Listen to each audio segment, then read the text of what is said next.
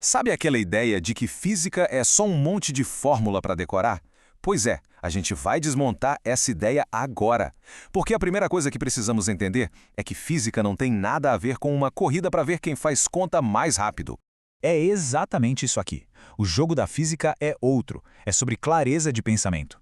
A meta nunca foi decorar um monte de equações sem fazer a menor ideia do que elas significam. O lance é usar a física como uma lente, sabe? Uma ferramenta para organizar as ideias e, o mais importante, para começar a enxergar os padrões que regem o mundo ao nosso redor. Ok, então vamos a fundo nisso aqui. A grande virada de chave é essa: parar de focar em decorar fórmulas e começar a focar em entender os padrões. A compreensão tem que vir antes da matemática. Porque olha, quando a gente finalmente entende o porquê das coisas, o mecanismo por trás de tudo, aí a física deixa de ser aquele bicho de 7 cabeças e, de repente, as coisas começam a fazer um sentido incrível. Então, o nosso caminho vai ser esse aqui. A gente vai ver o que a física é de verdade, como ela mudou o nosso jeito de enxergar o mundo, como ela simplifica o que é complexo, como a ciência testa as ideias e, no final, por que isso tudo é tão importante hoje em dia. Certo. Então vamos começar pelo básico, né? Afinal de contas, o que é física de verdade?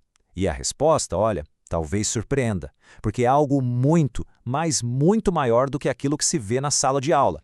E a pista está na própria origem da palavra. Física vem lá do grego physis, que significa natureza. Simples assim. Então, desde o seu nascimento, a física é isso, a nossa tentativa de entender o mundo natural.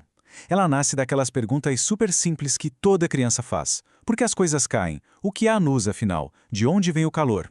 Então, o ponto é exatamente esse. Foram essas perguntas simples que deram origem à física. No fundo, a física é isso: curiosidade com um método. É pegar aquela nossa vontade natural de entender o mundo e dar para ela uma estrutura, um caminho organizado para encontrar as respostas. Por muito tempo, a física nem se chamava física, sabia? Era filosofia natural. As pessoas olhavam para o mundo e tentavam explicar as coisas usando só a lógica, a razão. Mas aí, alguma coisa mudou, e mudou tudo. E o ponto de virada foi esse aqui. A ficha caiu de que só observar não bastava. Galileu Galilei foi um dos pioneiros que sacou isso de um jeito genial. Ele começou a desconfiar do "eu acho que é assim" e percebeu uma coisa revolucionária. Sem medir, sem números, qualquer explicação é só uma opinião. E com essa ideia, ele virou o jogo. E esse exemplo de Saturno é perfeito para mostrar como a ciência avança. Pensa só, em 1610, com o telescópio dele, Galileu desenhou o que conseguia ver, um planeta com umas orelhas. Anos depois, com um aparelho melhor, Huygens viu que na verdade eram anéis. E hoje o telescópio James Webb nos dá uma imagem de outro mundo. A pergunta é, Galileu estava errado? Claro que não, ele descreveu o que a tecnologia da época permitia ver. A verdade sobre Saturno não mudou. O que mudou foi a nossa precisão. E essa ideia é fundamental. Muita gente acha que a ciência funciona jogando fora o que veio antes, mas não é assim. Newton não foi cancelado por Einstein. As leis de Newton continuam funcionando perfeitamente bem para quase tudo no nosso dia a dia. O que o Einstein fez foi ampliar o mapa, entende? Ele criou uma explicação que funciona onde a de Newton não alcançava. Não é um erro sendo trocado por um acerto. É a nossa visão ficando cada vez mais nítida, mais exata. Vamos ser sinceros, a realidade é uma bagunça, é complexa demais. Se a gente fosse tentar entender por que uma bola cai, levando em conta tudo ao mesmo tempo, o vento que está batendo, a rotação da Terra, a umidade do ar, a gente ia pirar. Nunca íamos sair do lugar. E é por isso que a física tem uma carta na manga, a simplificação.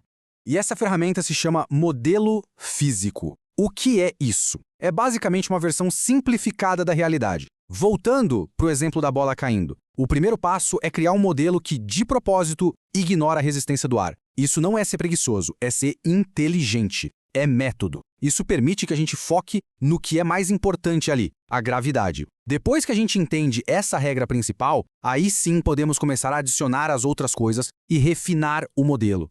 E aqui está a mágica dos modelos. Todo modelo, por definição, está errado. Ele é incompleto. Mas mesmo assim, ele é incrivelmente útil e poderoso. O modelo não precisa ser perfeito para funcionar. Ele só precisa ser útil dentro dos seus limites. E olha, saber quais são os limites de um modelo é tão importante quanto saber como usar o modelo em si.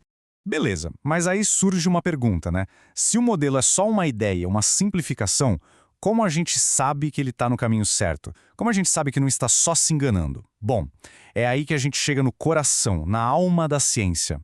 Essa frase aqui diz tudo. Pode vir o cientista mais genial do mundo com a ideia mais bonita e elegante, mas se o experimento, o teste na vida real, disser que não é bem assim, a natureza vence. Fim de papo. A autoridade final nunca é o cientista, é a realidade. E esse processo para conversar com a realidade tem nome. É o método científico. E a lógica é bem direta. Primeiro, a gente observa o mundo e tenta achar padrões. A partir daí, cria-se uma hipótese, que é basicamente um palpite educado, uma possível explicação que dê para testar. Depois vem a hora da verdade, o confronto com a realidade, o experimento. E por último, a gente analisa o que aconteceu para ver se a nossa hipótese se sustenta, se precisa de ajuste ou se tem que ir para o lixo. E isso pode soar super formal, coisa de laboratório, né? Mas a verdade é que todo mundo usa esse método o tempo todo sem nem perceber. Pense na situação mais comum no mundo. O Wi-Fi parou de funcionar. Qual a observação? A internet caiu. Qual a primeira hipótese que vem na cabeça? Talvez o roteador tenha travado. Qual o experimento? Simples. Desligar e ligar o roteador de novo. E aí vem a análise. A internet voltou? Beleza, a hipótese de que era o roteador ganhou força. Não voltou? Ok, essa hipótese não deu certo. Vamos para a próxima. Será que é o cabo? Viu só? Isso é um método científico puro, aplicado na vida real. Agora, essa parte aqui é importante para a gente corrigir uma confusão muito, mas muito comum. No dia a dia, a gente fala, isso é só uma teoria, como se fosse um palpite. Na ciência, teoria é quase o contrário disso. Uma teoria científica é o prêmio máximo, é uma explicação super robusta que já passou por um monte de testes e sobreviveu a todos. A lei, por outro lado, descreve o que acontece. A lei da gravidade diz que as coisas caem. A teoria da gravitação explica por que elas caem. Bom, estamos chegando no final, mas talvez na parte mais importante de todas. A pergunta que fica é, tá, legal, mas e daí? Por que se importar com tudo isso? E a resposta é bem direta.